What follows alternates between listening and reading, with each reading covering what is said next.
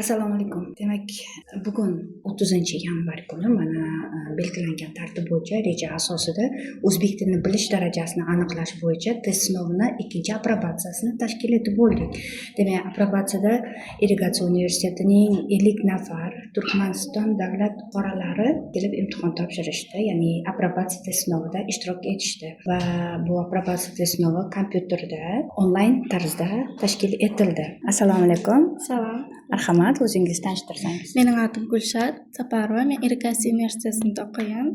Ekologiya va huquq fakultetining studentiman. Bugungi aprobatsiya test sinoviga keldingiz va o'zingizni taassurotlaringizni aytib bersangiz. Menda o'ran qo'y ta'sirat qildi. Sababi o'zbek tilida nali qo'y gaplayolmay, ko'rlayolmay, tushunolmay, yozib bilolmay, nahil darajada bilolmay ko'rdim va tushundim. Buning uchun sizga sog' bo'lsin aytdim. O'zbek tilini qancha vaqtdan beri o'rganasiz?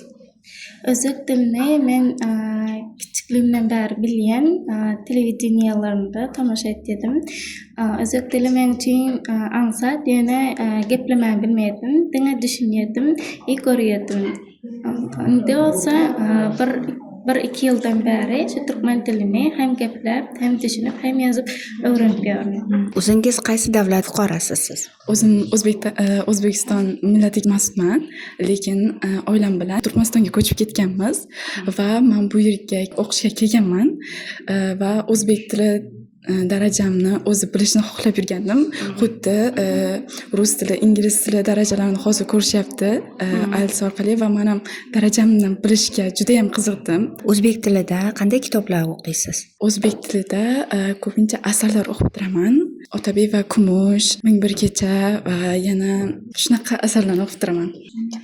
Bu yerga O'zbekiston tilini rivojlantirish aprobatsiya test sinoviga keldik. Test jarayonlari juda ham yaxshi o'tdi. Bu test jarayonida 4 ta skill, ya'ni gapirish, o'qib tushunish, tinglash jarayonlarida test sinovi bo'lib o'tdi. Test juda ham yaxshi o'tdi. Imtihonlarni yaxshi topshirib chiqdingizmi? Imtihonlarni yaxshi topshirdim, lekin shu yozishda biroz qiynaldim. Qiynaldingizmi?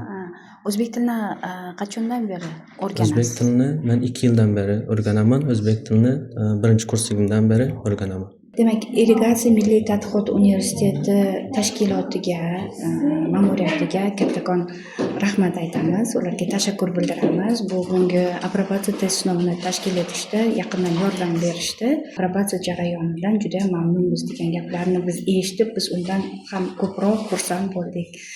Kattakon rahmat barchaga.